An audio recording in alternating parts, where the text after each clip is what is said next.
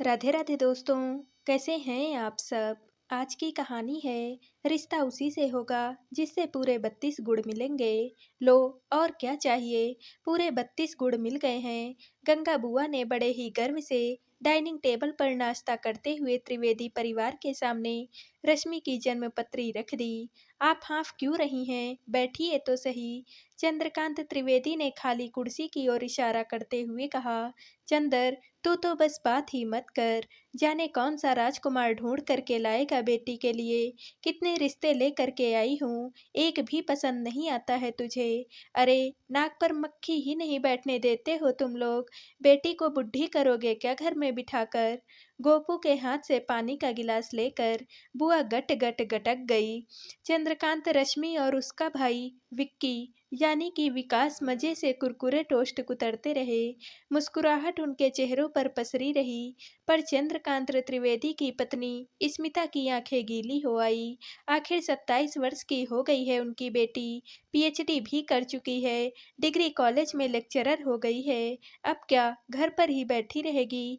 चंद्रकांत ने तो ना जाने कितने लड़के बताए अपनी पत्नी को, पर स्मिता जिद पर अड़ी ही रही कि जब तक लड़के के पूरे गुण नहीं मिलेंगे तब तक रश्मि के रिश्ते का तो सवाल ही नहीं उठता। जो कोई लड़का मिलता, स्मिता को कोई ना कोई कमी उसमें दिखाई दे जाती। चंद्रकांत परेशान हो गए थे। वे शहर के जाने माने उद्योगपति थे, स्टील की 4 फैक्ट्रियों के मालिक थे। उनकी बेटी के लिए कितने ही रिश्ते लाइन में खड़े रहते, पर पत्नी थी कि हर रिश्ते में कोई ना कोई अड़ंगा लगा ही देती थी। और उनका साथ देती गंगा बुआ। गंगा बुआ 80 साल से ऊपर की हो गई होंगी। चंद्रकांत ने तो अपने बचपन से उन्हें यही देखा था। उनके पिता शशिकांत त्रिवेदी की छोटी बहन है गंगा बुआ। बचपन में ही बुआ का ब्याह हो गया था। ब्याह हुआ और 15 वर्ष की उम्र में ही वह विधवा हो गई थी। माता पिता तो पहले ही चल बसे थे, अतः अपने इकलौते भाई के पास ही वे अपना जीवन व्यतीत कर रही थी। घर में कोई कमी तो थी नहीं। अंग्रेजों के जमाने से 2-3 गाड़ियां, महल सी कोठी, नौकर चाकर, सब कुछ उनके पिता के पास था। फिर शशिकांत इतने प्रबुद्ध निकले कि जयपुर शहर के पहले आईएएस अफसर बने। उनके ही पुत्र चंद्रकांत हैं। चंद्रकांत की पत्नी स्मिता वैसे तो शिक्षित हैं, एमए पास हैं, पर ना जाने उनके और गंगा बुआ के बीच क्या खिचड़ी पकती रहती है कि स्मिता की हंसी ही गायब हो गई है। उन्हें हर पल अपनी बेटी की ही चिंता सताती रहती है। चंद्रकांत ने अपनी बुआ के साथ अपनी पत्नी को हमेशा से ही खुसुर-फुसुर करते हुए पाया है। गंगा बुआ के मन में यह विश्वास पत्थर की लकीर सा बन गया है कि उनका वैधव्य उनकी जन्मपत्री न मिलाने के कारण ही हुआ है। उनके पिता व भाई आर्य समाजी विचारों के थे और कुंडली आदि मिलाने में उनका कोई भी विश्वास नहीं था। शशिकांत के बहुत ही करीबी दोस्त सेठ रतनलाल शर्मा ने अपने बेटे संयोग के लिए गंगा बुआ को मांग लिया था और फिर बिना किसी भी सामाजिक दिखावे के उनका विवाह संयोग से कर दिया गया था। शर्मा जी का विचार था कि वे अपनी पुत्र वधू को बिटिया से भी अधिक स्नेह व ममता से सींचेंगे और उसको अच्छी से अच्छी शिक्षा भी दिलवाएंगे। लेकिन विवाह के 8 दिन भी नहीं हुए थे कि कोठी के बड़े से बगीचे में नवविवाहित संयोग सांप के काटने से मर गया। जुड़वा भाई सुयोग चीखें मार मार कर अपने मरे हुए भाई को झंझोड़ रहा था। पल भर में ही पूरा वातावरण भय और दुख का पर्याय बन गया था। गंगोत्तरी ठीक से विवाह का मतलब भी कहाँ समझ पाई थी तब तक कि वैधव्य की कालिमा ने उसे निगल लिया था। कुछ दिन तक वह ससुराल में ही रही। सेठ रतनलाल के परिवार के लोगों ने गंगोत्तरी का ध्यान रखने में कोई भी कसर नहीं छोड़ी थी, परंतु वहां पर वह बहुत ही अधिक भयभीत हो गई थी। मस्तिष्क पर इस दुर्घटना का इतना भयानक प्रभाव पड़ा था कि रात को सोते सोते भी वह बहकी बहकी बातें करने लगती थी। थक कर इस शर्त पर उसे उसके माता पिता के पास भेज दिया गया था कि वह उनकी अमानत के रूप में वहां पर रहेगी। गंगोत्तरी की पढ़ाई फिर से शुरू करवा दी गई। कुछ सालों के बाद शर्मा जी ने संयोग के जुड़वा भाई सुयोग से भी उसका विवाह करने का प्रस्ताव रखा। कुछ समय तक सोचने समझने के बाद त्रिवेदी परिवार ने प्रस्ताव स्वीकार कर लिया, परंतु गंगोत्री ने जो ना की हट पकड़ी तो उसने छोड़ने का नाम ही नहीं लिया। उसे बहुत समझाया गया, पर तब तक वह काफी समझदार हो चुकी थी और उसे विवाह व वैधव्य का अर्थ भी समझ में आने लगा था। उसका कहना था कि एक बार उसके साथ जो हुआ वही उसकी नियति है। बस अब वह पढ़ेगी और फिर शिक्षिका बनकर जीवन यापन करेगी। फिर किसी ने भी उससे अधिक जिद नहीं की। इस प्रकार से माता-पिता की मृत्यु के बाद भी गंगोत्री इसी घर में रह गई। चंद्रकांत से लेकर उनके बच्चे, घर के नौकर चाकर, यहाँ तक कि पड़ोसी भी उन्हें प्यार से गंगा बुआ कहकर पुकारने लगे थे। यद्यपि गंगा बुआ अब काफी बूढ़ी हो गई हैं, फिर भी घर की हर समस्या के साथ वे जुड़ी रहती हैं। उन्होंने स्मिता को अपना उदाहरण देकर बड़े ही विस्तार पूर्वक से समझा दिया था कि घर की इकलौती लाडली रश्मि का विवाह बिना किसी की जन्मपत्री मिलाए ना करें। बस स्मिता के दिलो दिमाग पर गंगा बुआ की बात इतनी गहरी समा गई कि जब भी उनके पति किसी भी रिश्ते की बात करते, वे गंगा बुआ की ओट में हो जाती। उन्होंने ही गंगा बुआ को हरी झंडी दिखा रखी थी कि वे स्वयं से जाकर पीढ़ियों से चले आ रहे पंडितों के उस परिवार के श्रेष्ठ पंडित से जन्मपत्रियों का मिलान करवाएं, जिसे बुआ शहर का श्रेष्ठ पंडित समझती हैं। वैसे स्मिता का विवाह भी तो बिना जन्मपत्री मिलाए ही हुआ था और वह बहुत सुखी भी थी, पर रश्मि के मामले में गंगा बुआ ने ना जाने उन्हें क्या घुट्टी पिला दी थी कि बस आज गंगा बुआ सुबह ही नहा धोकर ड्राइवर को साथ में लेकर के निकल गई थी। बुआ बेशक विधवा थी, पर सदा ठसक से रहती थी। ड्राइवर के बिना घर से बाहर ना निकलती। उनके पहनावे इतने लकदक होते जो उनके व्यक्तित्व में चार चांद लगा देते थे। कहीं भी बिना जन्मपत्री मिलाए विवाह की बात होती तो वे अपना मंतव्य प्रकट किए बिना ना रहती। घर के सदस्य बेशक गंगा बुआ की इस बात से थोड़ा नाराज रहते, पर कोई भी कभी भी उनका अपमान नहीं कर सकता था। सब मन ही मन हंसते थे, बुदबुदाते रहते थे। आज फिर से गंगा बुआ रश्मि की जन्मपत्री किसी से मिलवा कर लाई होंगी। सबने मन ही मन सोचा। गोपू ने बुआ के सामने नाश्ते की प्लेट रख दी थी और टोस्टर में से टोस्ट निकाल कर मक्खन लगा रखा था। तभी बुआ बोली, अरे गोपू, मैं किसके दांतों से खाऊंगी ये कड़क टोस्ट। ला मुझे बिना सिकी ब्रेड और बटर बाउल उठा दे। और हाँ, मेरा दलिया कहाँ है। गोपू ने बुआ के सामने उनका नाश्ता ला करके रख दिया।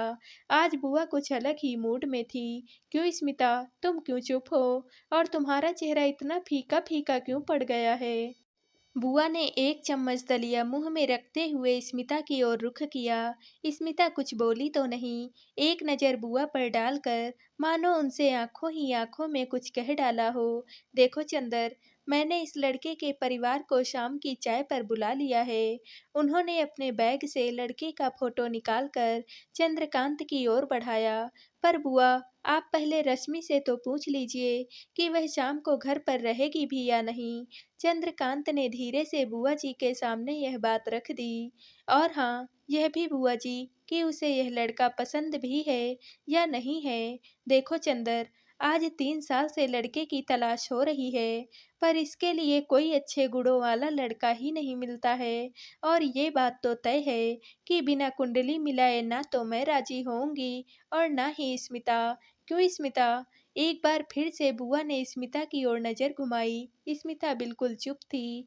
नाश्ता करके सब लोग उठ गए और अपने अपने कमरों में जाने लगे। मैं जरा आराम कर लूं, थक गई हूँ। इतना बोलकर बुआ ने भी अपना बैग समेटा। स्मिता, बाद में मेरे कमरे में आना।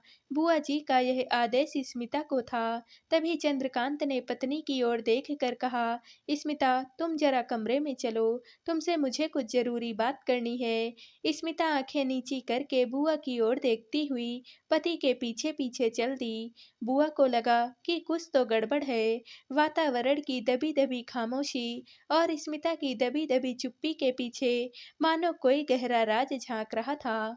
वे सुबह से उठकर नित्य कर्म से निवृत्त होकर बाहर निकलने में ऐसी निढाल हो गई थी कि कुछ अधिक सोच विचार किए बिना ही उन्होंने अपने कमरे में जाकर स्वयं को पलंग पर डाल दिया। आज वैसे भी रविवार था, सब लोग घर पर ही रहने वाले थे। थोड़ा आराम करके लंच पर बात करेंगी। शाम को आने का न्योता तो दे आई हैं, पर मीनू वीनू तो तय करना होगा ना। बुआ जी बड़ी ही चिंतित थी। गंगा बुआ पूरे जोशो खरोश में थी। उत्साह उनके भीतर पंख फड़फड़ा रहा था, पर थकान थी कि उम्र की हंसी उड़ाने लगी थी। पलंग पर पहुंचते ही न जाने कब उनकी आंख लग गई। जब वे सोकर उठी तो दोपहर के 3:30 बज चुके थे। कितना समय हो गया, मुझे किसी ने उठाया भी नहीं है। बुआ बड़बड़ाती हुई कपड़े संभालती कमरे से बाहर निकली। अरे गोपू, कमली, कहाँ गए सबके सब लोग? और आज खाने पर भी नहीं उठाया मुझे। बुआ नौकरों को पुकारती हुई रसोई घर की ओर चल दी। उन्हें गोपू दिखाई दिया। गोपू, मुझे खाने के लिए भी नहीं उठाया। और बाकी के सब लोग कहाँ हैं? जी बुआ, आज किसी ने भी खाना नहीं खाया और सब लोग बाहर गए हैं। गोपू का उत्तर था, बाहर गए हैं और मुझे बताया भी नहीं। बुआ अपने आप में ही बड़बड़ाने लगी थी। बुआ जी, मैं महाराज को बोलता हूँ आपका खाना लगाने के लिए, आप बैठें। यह कहते हुए गोपू रसोई घर की ओर चला गया। कुछ अनमने मन से बुआ वाश बेसिन पर गई। मुंह व आंखों पर पानी की छींटे मारते हुए उन्होंने बेसिन पर लगे शीशे में अपना चेहरा देखा। थकावट अब भी उनके चेहरे पर विराजमान थी। नैपकिन से हाथ पोंछकर वे मेज पर आकर बैठ गई। गोपू गर्मा गर्म खाना ले आया था। खाना खाते खाते उन्हें याद आया कि वे पंडित जी से कहकर आई थी कि घर पर चर्चा करके वे लड़के वालों को निमंत्रण देने के लिए चंदर से फोन करवा देंगी। आखिर लड़की का बाप है, फर्ज तो बनता है उसका कि वह फोन करके लड़के वालों को घर आने का निमंत्रण दे दे। खाना खाते खाते बुआ सोचने लगी कि न जाने कहाँ के कहाँ चले गए हैं सब लोग। अभी तो उन्हें सबके साथ बैठकर मेहमानों की आवभगत के लिए तैयारी करवानी थी। खाना खा करके चंदर को फोन करूंगी, बुआ ने सोचा, और जल्दी जल्दी से खाना खाकर जैसे ही बुआ कुर्सी से खड़ी हुई कि उनकी नज़र ने ड्राइंग रूम के मुख्य द्वार से परिवार के सारे सदस्यों को घर में प्रवेश करते हुए देखा। और यह क्या, रश्मि ने दुल्हन का लिबास पहन रखा था। उन्हें आश्चर्य हुआ और वे उनकी ओर बढ़ गई। स्मिता के अलावा परिवार के सभी सदस्यों के चेहरे पर हंसी थी और आंखों में चमक थी। लो, बुआ जी भी आ गई। चंद्रकांत ने एक लंबे गोरे चिट्टे सुदर्शन व्यक्तित्व के लड़के को बुआ जी के सामने खड़ा कर दिया। रश्मिज ग्रैंड मदर, चंद्रकांत ने कहा तो युवक ने आगे बढ़कर बुआ के चरण स्पर्श कर लिए। गंगा बुआ हकपका सी गई थी। बुआ जी, यह सैमसन जॉन है। आज होटल हेवन में इसकी रश्मि से शादी है। चलिए, सबको वहां पर पहुंचना है। पर ये वो जन्मपत्री, बुआ जी हकपका कर बोली। फिर स्मिता पर नजर डाली, उसका चेहरा उतरा हुआ था। अरे बुआ जी, जन्मपत्री तो इनकी ऊपर वाले ने मिलाकर भेजी है। चिंता मत करिए। चलिए, जल्दी से तैयार हो जाइए। सैमसन के माता पिता भी होटल में ठहरे हैं, उनसे भी तो मिलना है हमें। फिर वे लोग अमेरिका वापस लौट जाएंगे। चंद्रकांत बड़े उत्साहित थे। फिर बोले, देखिएगा किस धूमधाम से भारतीय रिवाज के अनुसार शादी होगी। बुआ जी किंग कर्तव्य विमूढ़ सी खड़ी रह गई थी। उनकी नज़र में रश्मि की जन्मपत्री के टुकड़े हवा में तैर रहे थे। तो दोस्तों, आप सबको यह कहानी कैसी लगी कमेंट करके ज़रूर बताइएगा और वीडियो को लाइक व शेयर कीजिएगा। दोस्तों, अगर आप इस चैनल पर नए हैं और अब तक आपने हमारे चैनल को सब्सक्राइब नहीं किया है तो प्लीज़ और कहानियों से जुड़ने के लिए हमारे चैनल को सब्सक्राइब कर लीजिएगा। कल मिलते हैं एक और नई कहानी के साथ। आप सभी का बहुत बहुत धन्यवाद।